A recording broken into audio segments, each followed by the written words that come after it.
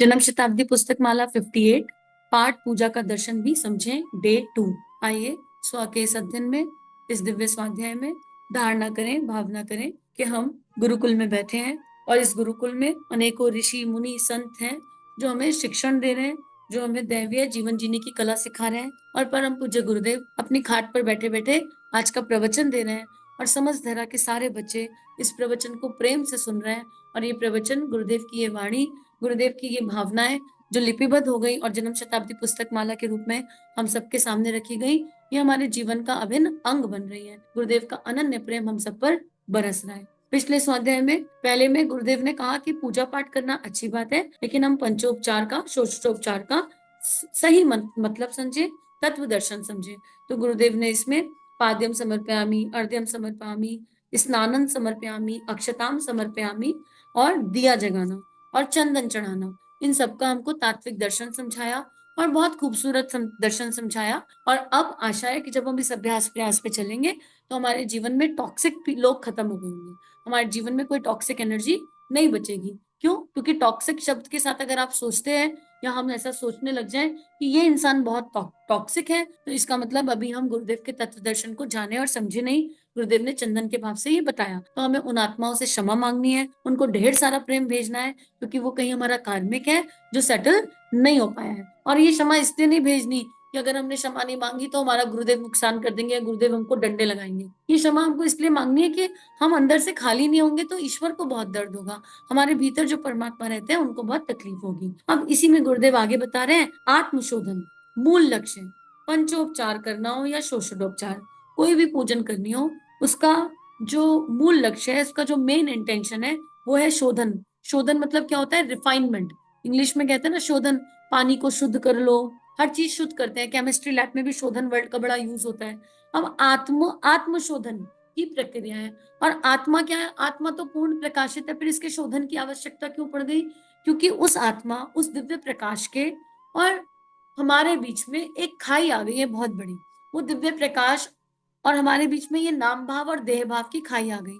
हमने अपने आप को देह माना और देह से जन्मे विकार हमारे भीतर जन्म ली थी।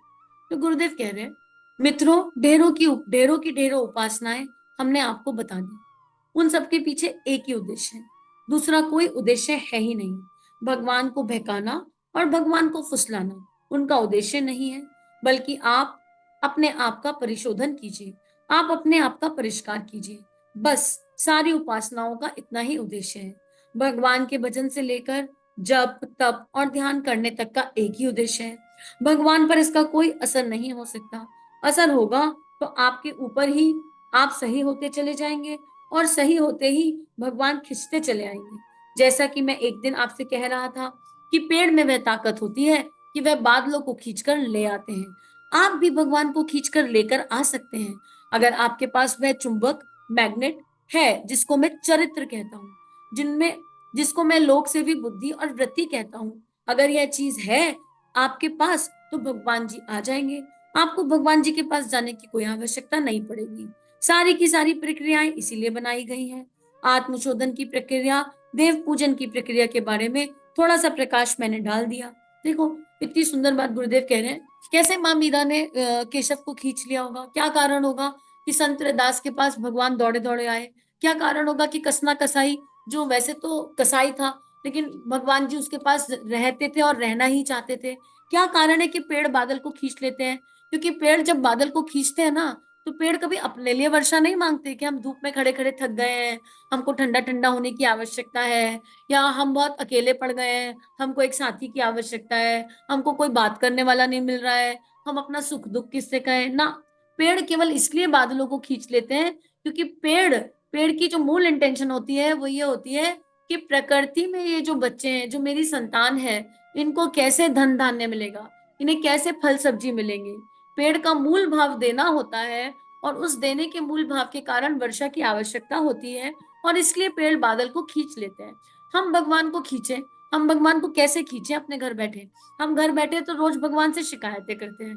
40 दिन एक बार एक डायरी बना लेते हैं सब लोग अपनी अपनी, हम, और उस डायरी में डे 1, क्या आज के दिन भगवान से कोई कंप्लेन करी? यस या नो? क्या आज के दिन भगवान को कुछ समझाया? यस या नो? आज के दिन क्या भगवान को कुछ बतलाया, भगवान हमारे जीवन में आपको क्या करने की आवश्यकता है, भगवान को गाइडेंस दी, यस या नो।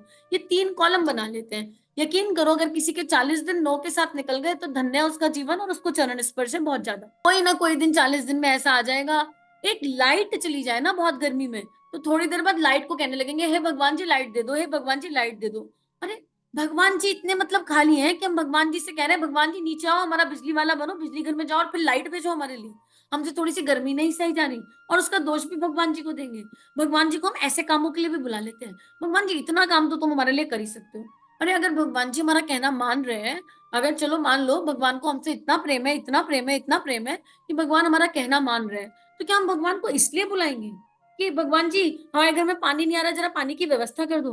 हम 40 दिन नहीं निकल सकते भगवान से शिकायत किए बिना, भगवान से कुछ मांगे बिना, चाहे इच्छा आध्यात्मिक हो, चाहे इच्छा संसारिक हो, चाहे इच्छा आत्मनिर्माण की हो, चाहे इच्छा संसार के कल्याण की हो, चाहे इच्छा विश्व कल्याण की हो।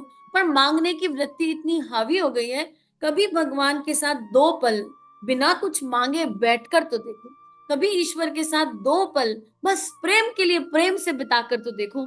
जब जहां प्रेम होगा ना वहां कोई आदान प्रदान होगा ही नहीं, वहां कोई संवाद होगा ही नहीं, बस बैठे हैं।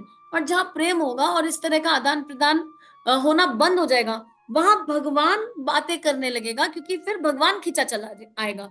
फिर हम भगवान से नहीं कहेंगे भगवान हम क्या करें विश्व कल्याण के लिए, भगवान हमको आराधना करने के लिए क्या करने की आवश्यकता है, भगवान आत्मशोधन तो हो गया अब बताओ। हमको ये भी नहीं कहना पड़ेगा, भगवान आकर बताएगा बेटा आज मेरा ये वाला काम कराओ, बेटा आज मेरा वाला काम कराओ, बेटा आज मेरा ये काम करके आना है, और करूंगा तुम्हारी देह से मैं ही, तो कभी गलती से मत सोचना तुम कर रहे हो, भगवान आकर कहेगा। और उस समय अगर हमने ना कर दिया तो बेकार है भगवान को खींचना। तो हमको ये चिंतन करने की आवश्यकता है कि हम जब तक हमारी बुद्धि लोक से भी नहीं होगी, वसुदैव कुटुंबकम की नहीं होगी, परमार्थ की नहीं होगी, जब तक हमारे अंदर से शिकायतें खत्म नहीं होंगी, तब तक हम वो मैग्नेट नहीं बन सकते जो ईश्वर को खींच ले। अब यहाँ पर एक कृपा है, अभी तो हमारे अंदर बहुत विकार है, बहुत सारी परेशानियां हैं, लेकिन फिर भी गुरुजी जीवन में आ गए। अरे इतनी गंदगी में गुरुजी पीछे पीछे भागे भागे चल रहे, सामने चल रहे हैं और हमको समझा रहे हैं। क्यों? गुरु ही वो शक्ति है जो भगवान से मिलाता है, गुरु ही ब्रह्मा बन जाता है, गुरु ही विष्णु है और गुरु ही जगत गुरु बनकर खेल खिलाता है। तो हम लोगों के जीवन की ब्लेसिंग ये है कि हम मैग्नेट बने या नहीं बने, हम कूड़े का ढेर है कि कचरे का ढेर है कि फूल है कि चंदन है, हमको नहीं पता। पर हमारे जीवन में कृपा ये है कि हमारे जीवन में गुरु शक्ति है। और दूसरी कृपा ये है कि गुरु शक्ति अपनी 3200 किताबें लिखकर चली गई, संत लेखनी, ऋषि लेखनी, प्रेम लेखनी लिखकर चली गई। और तीसरी कृपा ये है कि गुरुदेव उसको हमको स्वा के माध्यम से, स्वाध्ययन के माध्यम से उसको समझा रहे हैं, उसको और डिटेल में गहरा हमारे अंतःकरण में उतार रहे हैं। तो हम लोग तो उन ब्लेस्ड लोगों में से हैं जिनको इतनी मेहनत और मशक्कत की भी आवश्यकता नहीं है, बस गुरु का कहना मानने की आवश्यकता है, मात्र उनका कहना मानने की आवश्यकता है, वो भी इंटेंशन और भावनाओं से ज्यादा। अब गुरुदेव इसमें आगे जप के बारे में बता रहे हैं। बेटे जप क्या है? बेटे जप एक रगड़ है। जप किसे कहते हैं? जप का मतलब बार बार रिपीट करना, जप ना, बार बार। रिपीटेशन क्या होता है? जैसे हम मिट्टी लेते हैं और हाथ धोते हैं, अरे साहब यह क्या कर रहे हो? बेटे हम हाथ मांज रहे हैं, रगड़ रहे हैं, बर्तन को बार बार मांजते हैं। जप माने रिपीट करना, बार बार करना। बार बार क्यों करना है भाई? पानी रोज पीते हो, पानी एक बार पी के छोड़ दो, 1 महीने के लिए उठ के जैसे स्टोर कर लो। नहीं हम नहीं पियेंगे रोज पानी, एक बार पी तो लिया, क्या जरूरत है पानी पीना रिपीट करने की? नहीं पानी तो रोज पीना पड़ेगा। खाना, खाना मत खाओ, एक बार खा लो, हो जाएगा, एक बार में 1 महीने का स्टोर कर लें, चलेगा क्या? नहीं नहीं, खाना दिन में 3 बार 4 बार तो भैया मिनिमम मुंह खुलता ही मिलता है, इसके बिना कैसे हो पाएगा? है तो चलो भैया, चलो ये भी बात समझ ली तुम्हारी। नहाना, नहाना एक बार कर लें, बार बार ना करें। हम हर प्रक्रिया को देह भाव की रिपीट करते हैं, हर प्रक्रिया को। लेकिन जब बात जप और ध्यान की आती है तो ये प्रश्न करते हैं कितने दिन करना पड़ेगा, कितने दिन? अरे जितने दिन जीवन है उतने दिन करना पड़ेगा। ये कैसा प्रश्न है कितने दिन करना पड़ेगा? जैसे देह को रोज खाना खिलाते हैं, ऐसे ही आत्मा का भोजन कौन करेगा? ऐसे ही विचार शरीर की सफाई, सूक्ष्म शरीर की, स्थूल शरीर की सफाई तो कर ली, कारण शरीर की सफाई कौन करेगा? जब कारण शरीर की सफाई है भाई, जब बार बार कारण शरीर पर रिपीट करना पड़ता है, बार बार बोलना पड़ता है, क्योंकि जप में एक ऊर्जा होती है। लेकिन जब वो जप सही भावना, सही धारणा से गुरु सानिध्य में बैठकर किया गया हो। अब आज मैं बैठकर जप करने लगूं भगवान जी XYZ पर्सन का सर्वनाश हो जाए, तो बेटा कुछ नहीं होगा, करके देख लो कितना भी तुमको जप करना है ना, जब वो तुमको फलित होगा ना सामने वाले को फलित होगा, किसी को फलित नहीं होगा, उल्टा जो कर्म का फल बनेगा वो बहुत बढ़िया बनेगा। तो एक दैवीय इंटेंशन, एक दैवीय भावना से बार बार जप करना चाहिए। उससे क्या होगा, साइंटिफिक रीजनिंग है, गायत्री महाविज्ञान में बहुत सुंदर दिखाया है कि हमारे शरीर में 24 एनर्जी सेंटर हैं, और जब हम जप करते हैं तो वो एनर्जी सेंटर एक्टिवेट हो जाते हैं। जब हम, और संस्कृत में जब मंत्र होते हैं, संस्कृत देववाणी है, जब हम बोलेंगे ABCD बोलकर देख लो कितना फ्लैट निकलेगा, ABCDEFGHIJKLMNOPQ, कुछ भी नहीं, फ्लैट निकल गया। और जरा बोल के देखो, ए आ ई ई उ उ, पूरा नाभि चक्र तक हर शब्द का अलग असर होगा पूरी देह में, करके देख लो। यकीन नहीं होता, एक्सपेरिमेंटल है। तो जब हम गायत्री मंत्र रूपी साबुन को गुरु के सानिध्य में सही तरीके से उपांशु रूप में करते हैं, तो हमारे जो शरीर के एनर्जी सेंटर्स हैं वो एक्टिवेट हो जाते हैं, उनमें घर्षण होता है, उस घर्षण से हीट निकलती है, और जब वो हीट निकलती है तो वो एक जन्म के नहीं, अनंत जन्मों के कई अनावश्यक संस्कारों को वहीं के वहीं भस्म कर देती है, और सारे दैवीय संस्कारों का जागरण होने लगता है। अगली प्रक्रिया में इसी जप को जब हम सांसों के माध्यम से करते हैं, तो हमारा जो नाड़ी का जो ये तंत्र है, 72,000 नाड़ियों का जो दिव्य तंत्र है, इसमें प्राण का प्रवाह बहुत दिव्य रूप से बहने लग जाता है। तो कुछ भी समझ ना आए तो 15 मिनट उपांशु जप करें। उपांशु मतलब ऐसी आवाज जिसमें उच्चारण साफ हो, जो मेरे कान को सुनाई आए, बाजू वाले को ना सुनाई आए।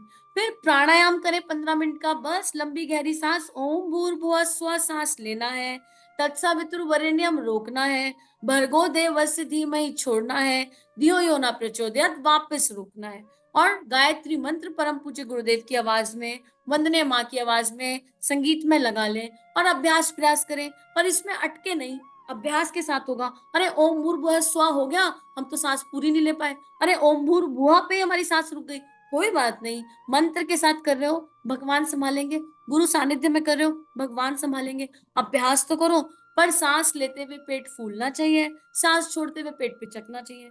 पूरा जो आध्यात्मिक शरीर की 72,000 नाड़ियों का तंत्र होता है, वो पूरा नीट एंड क्लीन होने लगेगा। लेकिन अब ये मत पूछना कितने दिन करें, ये प्रश्न ही बेकार है। खाना जितने जितने दिन खाना खाओगे और पानी पियोगे उतने दिन करना है। जिस दिन खाना नहीं खाओ, पानी नहीं पियो, उस दिन मत करना। जिस दिन नहाना नहीं करो, शौच नहीं करो, उस दिन मत करना। जब ये सब बंद हो जाए तो जब भी बंद कर देना। तो यही बिल्कुल हिसाब किताब है, ठीक है। फिर जब कब नहीं करना है, जिस दिन हम देह का एक भी काम नहीं करेंगे। आज ना हम कुछ खाएंगे, ना आज हम पानी पियेंगे, ना हम शौच जाएंगे, ना हम नहाएंगे, हम ये सब नहीं करेंगे, तो उस दिन जब की भी छुट्टी, ठीक है। लेकिन अगर ये सब काम कर रहे हैं तो हमको जब करना मैंडेटरी है, और जब ही वो उपासना है सही तरीके से करी गई।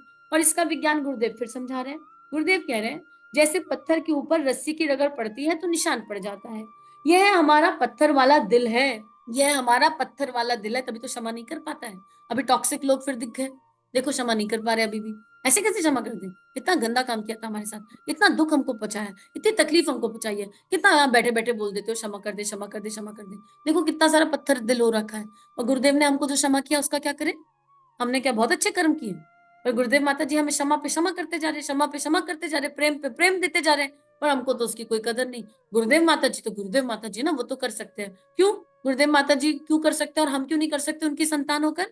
क्या प्रॉब्लम है हमारी, समस्या क्या है हमारी? कोई समस्या नहीं है। हमारी समस्या इतनी है कि हम बहुत अहंकारी हो चुके हैं। हमारी समस्या ये है कि सामने वाला हमारे कंट्रोल में क्यों नहीं चल रहा, सामने वाला हमारी मशीन क्यों नहीं है, बस इतनी समस्या है हमारी। अब इतने पत्थर दिल पर इस राम नाम की रस्सी की जब हम बार बार लगड़ लगाते हैं, बार बार गायत्री मंत्र करते हैं, 24,000 गायत्री मंत्र का जप करते हैं, ताकि इस पत्थर जैसे चट्टान जैसे दिल पर निशान पड़े। जप रूपी साबुन हम बार बार लगाते हैं, ये रिपीटेशन हो रहा है बेटा। हम बार बार कपड़े धोते हैं तो अंदर वाले कपड़े को, जब हम बाहर वाले कपड़े को ऐसे धोते हैं, फिर कपड़े पर पानी डालते हैं, उसको निचोड़ते हैं, तो कपड़े की सफाई के लिए उसको रगड़ना भी जरूरी होता है। इसलिए जब एक बार करने की प्रक्रिया नहीं है, जब बार बार करने की प्रक्रिया भी नहीं है, जब ही अध्यात्म का सार है, जब मतलब उपासना, जब ही जीवन का सार है, क्योंकि जब आत्मा का प्रकाश है और आत्मा का भोजन है। अब गुरुदेव इसी को आगे बढ़ाते हुए कह रहे हैं, जब क्या है असल में, अपनी धुलाई और धुनाई ही जप है। मित्रों, रिपीटेशन माने अपने आप की धुलाई, अपने आप की धुनाई। जप करने का मतलब, जहां तक मैं समझ पाया हूं, यही है, और यही होना भी चाहिए। हम भगवान को बार बार पुकारते हैं, जिसको हमने खो दिया उसको हम याद करते हैं कि हमारा हीरा चला गया, हमारा जीवन, हमारा प्राण चला गया। इसलिए हम भगवान को, गायत्री माता को बार बार पुकारते हैं। सीता जी को रावण चुरा ले गया, रामचंद्र जी हर जगह पुकारते फिरे, सीते सीते सीते, हजारों बारी उन्होंने पुकारा, पेड़ों से पूछा, पत्तों से पूछा, रिपीट करते रहे बार बार, सीते सीते सीते, और दिन रात सीता सीता चिल्ला रहे थे। हमारी कोई सीता को चुरा ले गया है, हमारे ईमान को कोई चुरा ले गया है, हमारी आस्थाएं चली गई है, हमारा लक्ष्य आदर्श चला गया है, बेटे हमारा भी सब कुछ चला गया। हम लाश के, छूछ के तरीके से, सड़े हुए मरे हुए इंसान के तरीके से, हम आदर्श विहीन, सिद्धांत विहीन, पेट और औलाद के लिए जिंदा रहने वाले कृमि कीटकों के तरीके से जीवन जी रहे हैं। हमारी इंसानियत चली गई है, खो गई है, जिसको हम गायत्री माता के रूप में पुकारते हैं और कभी 24,000 जप, कभी 108 बार जप करते हैं। देखो, गुरुदेव इतना साइंटिफिकली समझा रहे हैं और इतना इमोशनली समझा रहे हैं। कभी जीवन में हमने देह भाव में किसी को खोया है ना, या देह भाव में हमारा प्रिय कोई नाराज हो जाता है, हम मना मना थक जाते हैं, मना मना थक जाते हैं, प्लीज मान जाओ, प्लीज मान जाओ, हमारे अश्रु गिर जाते हैं मोटे मोटे, टम टम टम टम टम टम। कभी भगवान के लिए अश्रु गिरे, कभी गुरुदेव माँ के लिए अश्रु गिरे? हाँ गिरे जी, बिल्कुल भगवान के लिए अश्रु गिरे, तब जब भगवान ने कहना नहीं माना माना। है भगवान जी इतने दिन से एक प्रार्थना कर रहे हैं, ये प्रार्थना आप सुन रहे हो, तो भगवान के सामने भी रोते हैं तो उसमें किसी थर्ड पार्टी के कारण रो रहे हैं। भगवान के सामने कभी भगवान के प्रेम के लिए, भगवान के लिए रोए ना। गुरु जी, माता जी, मैं इस इंसान को क्षमा नहीं कर पा रहा हूँ, मुझे इस बात का रोना आ रहा है। अबे तुम्हारे फिर रोने में तीसरा पर्सन बैठा है। अरे भगवान के सामने बैठकर कभी भगवान को गले लगाकर, भगवान को अनुभव करके रोकर देखें, तो शायद समझ में आ जाए कि वो दिव्यता क्या है। तो हम कर सब कुछ रहे हैं, पर अपनी धुनाई और रंगाई हमको नहीं करनी है। बाकी हमको सारे तामझाम करने, सब तामझाम करेंगे, सब कर्म कांड करेंगे। सुबह उठ के नहाना मैंडेटरी है, भगवान को चुनरी चढ़ाना मैंडेटरी है, 4 भगवान है तो 4 नहलाएंगे, 20 भगवान है तो 20 नहलाएंगे, भगवान जी 50 नहलाएंगे। मंदिर में झाड़ू पोछा लगे बिना तो अंदर नहीं जा सकते, हम नहीं नहाए तो हम मंदिर के अंदर कैसे चले जाएं? आज पीरियड्स है तो हम पूजा नहीं करेंगे, अभी तुम्हारे पीरियड्स है खाना भी मत खाओ, फिर पीरियड्स है तो पानी भी मत पियो, फिर तुमको किसने मना किया मानसिक जप करने के लिए, लिखने के लिए? हाँ, प्राणायाम नहीं करो क्योंकि वो एक साइंटिफिक प्रक्रिया है, लेकिन ये किसने कह दिया कि पीरियड्स है तो हम भगवान का नाम नहीं लिख सकते? पीरियड्स है, हम बुराई भलाई कर सकते हैं, कितनी बढ़िया बात है ना। पीरियड्स में तो छुट्टी मिल गई। और कुछ तो ऐसे भी सोचते हैं, अरे वाह, अब 7 दिन ये कर्मकांड का काम खत्म हो गया, अब ये 5 दिन कर्मकांड नहीं करना पड़ेगा, जो सुबह 2 घंटे भगवान की मंदिर की सफाई में लगते थे, दिया जगाने में लगते थे, इससे भी छुट्टी मिली। अरे तो तुमको कहा था भगवान ने बचे हुए 25 दिन करने के लिए? भगवान आकर दरवाजा खटखटा के गए थे, तुमने 25 दिन नहीं किया तो मैं तुमको बहुत मारूंगा, मैं तुम्हारी बहुत पिटाई करूंगा, डंडा लेके तुम्हारे सामने खड़ा रहूंगा। किसको धोखा दे रहे हैं हम लोग, किसको धोखा दे रहे हैं? इतना दीनहीन जीवन जी रहे हैं, खुद के साथ चिटिंग पे चिटिंग, धोखे पे धोखे करे जा रहे हैं, और फिर उनको स्वीकार भी नहीं करते, उनको एक्सेप्ट भी नहीं करते हैं। इतनी मति मारी गई है। लेकिन अब गुरुदेव ने संकल्प ले लिया है हम लोगों की मति को ठीक करने का, और गुरुदेव सद्बुद्धि जगा कर मानेंगे। अगर ये सब, ये स्वाध्याय, ये आत्मा का अध्ययन जो इस गुरुकुल में हो रहा है, जहाँ परम पूज्य गुरुदेव सामने बैठकर समझा रहे हैं, इसके बाद भी हम नहीं मान रहे, हम नहीं समझ रहे, तो हमको विचार करने की आवश्यकता है कि हम किस दिशा जा रहे हैं।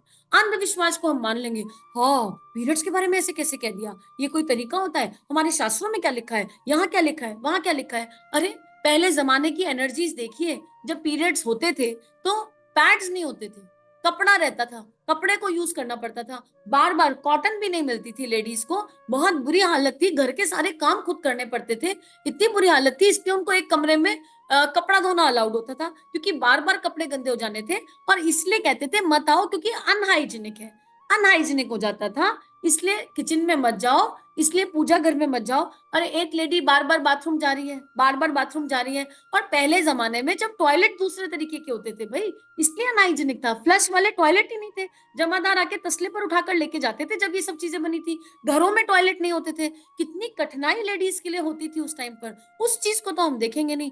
पीरियड्स के समय में खेतों में जाना है और अरेंजमेंट करना है, कितना इमेजिन करके देखिए, कितना मुश्किल समय था वो, इसलिए उनको ये छुट्टी दी गई थी कि घर के काम से तो एटलीस्ट छुट्टी मिले, बच्चों से एटलीस्ट छुट्टी मिले, इतनी बार कपड़े धोना है, इतनी बार जाना है, कैसे मैनेज करेंगे?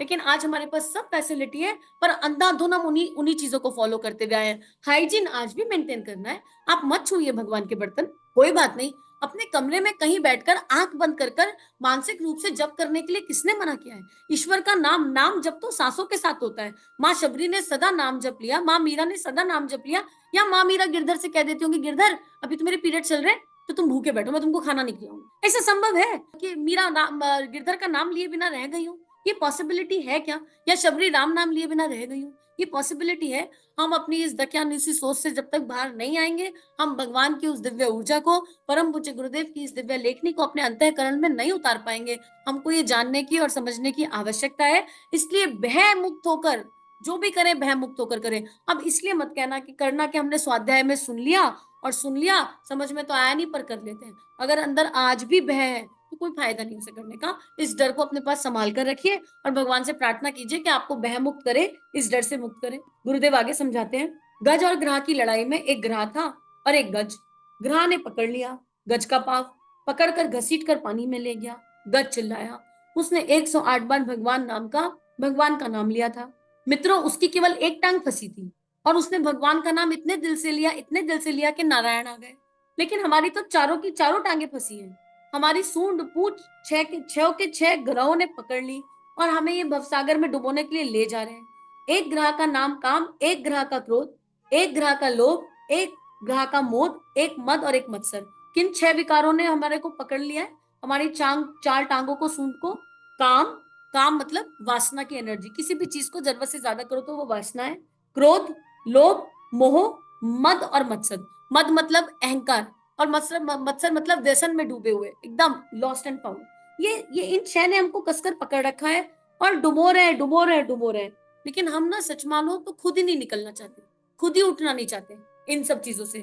बेटे का मोह है, बेटा आउट ऑफ इंडिया चला गया, बढ़िया है जी, बहू के साथ चला गया। बेटे ने 4 महीने कॉल नहीं किया, रो रहे हैं उसको, कॉल कर कॉल कर कॉल कर, पीछे पड़े उसके, कॉल कर कॉल कर कॉल कर, तू कॉल क्यों नहीं करता, गालियां भी दे रहे। अब इसके चक्कर में क्रोध भी आ रहा है, बेटा नालायक निकल गया, बेटा ऐसा निकल गया, बेटा वैसा निकल गया। अच्छा, अब बेटे पे तो बहुत भरोसा है, बेटे को कितना गाली दे देंगे। अब सारा दोष बहू पे मर दिया, बहू ही गड़बड़ निकली होगी, बेटे को तो हमने बड़े अच्छे संस्कार दिए थे, फंस गई गाड़ी। अरे भाई, नहीं कर रहा वो फोन, नहीं है उसका मन फोन करने का, अलग आत्मा है वो, आपको क्यों चिपकना है? इतना भगवान को याद कर लेते कभी, इतना कभी भगवान को याद करके देखा? भगवान जी एक कॉल तो कर लो, भगवान जी मानव जीवन लिए हुए 40 साल हो गए, 50 साल हो गए, 60 साल हो गए, आज तक आपने ऊपर से, यूनिवर्स में से, ब्रह्मांड में से, स्वर्ग में से एक भी फोन नहीं किया हमको।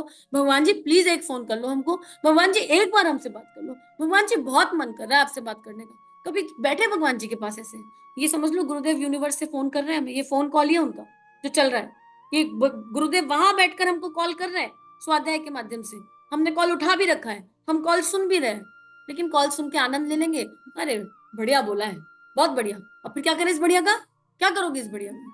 मेरा बढ़िया हो गया चलो। लेकिन आचरण, माता जी पहले पेज पर लिख रही है, ऑडियो सुना तो उसके मुख्य बिंदु को नोट करें, आचरण में उतारें। आचरण में उतारने के नाम पर करेंगे अभी तो फिर गुरु जी तो कर पाते हैं, ये कोई आसान थोड़ी ना है, कहना ही तो आसान है, ऐसे थोड़ी ना हो जाता है, कह दिया और हो गया, फिर दे दिया एक्सक्यूज अपने आप को, फिर भीतर के राक्षस को जगा लिया, देवत्व की स्थापना की कोशिश करनी है। पहले ही स्वाध्याय में, पहले ही पेज पे गुरुदेव ने किताब के लिखा कि कोशिश तो कर ही रहे, एक दिव्य कोशिश कर ले। तो गुरुदेव अब कह रहे हैं कि हम गज के तरीके से चिल्लाते हैं, भगवान हम डूबे जा रहे हैं, आपकी भुजाएं लंबी हो तो आप आइए और हमको पाप पंख से बचाइए, और हम आपसे कुछ नहीं मांगते। तो भगवान से मांगने योग्य अगर कुछ है तो बस एक पुकार है कि हे प्रभु, हे परमात्मा, हमसे नहीं हो पा रहा, लेकिन आप हैं और आप करवा लेंगे, हमको पता है, तो आप हमसे करवा कर ले जाओ, क्योंकि ये देह हमारी नहीं है, ये आपकी है, ये आपका ही यंत्र है, और हमको दिख भी रहा है कि कमियां कहाँ है। हमको साफ साफ आत्मा का अध्ययन हो रहा है, हमको साफ साफ समझ में आ रहा है कि हम कहाँ अटके हैं, लेकिन हम इस अटकाव से बाहर नहीं आ पा रहे। तो हमको रास्ता दीजिए। भगवान से मांगना है तो रास्ता मांगे, भगवान से मांगना है तो सद्बुद्धि मांगे, भगवान से मांगना है तो दैवीय भावनाएं मांगे, दैवीय विचारणाएं मांगे, ताकि उनके बताए रास्ते पर चल सके। तो इसी के साथ आज का स्वाध्याय प्रभु चरणों में अर्पित, समर्पित। इदम श्री सद्गुरुवे नमः, इदम श्री सद्गुरुवे नमः, इदम श्री सद्गुरुवे नमः। सभी की दिव्य चेतना को कोटि कोटि नमन वंदन। चलिए मिलकर जीवन को खूबसूरत बनाते हैं, कुछ अच्छा बांटते हैं, मीठे गीत गुनगुनाते हैं। अगर ये वीडियोस आपके जीवन में प्रकाश ला रहे हैं, आपको अच्छे लग रहे हैं, तो चैनल को सब्सक्राइब कीजिए, वीडियोस को लाइक कीजिए और इस कंटेंट को विश्व वसुधा में फैला दीजिए। जय हिंद, जय भारत।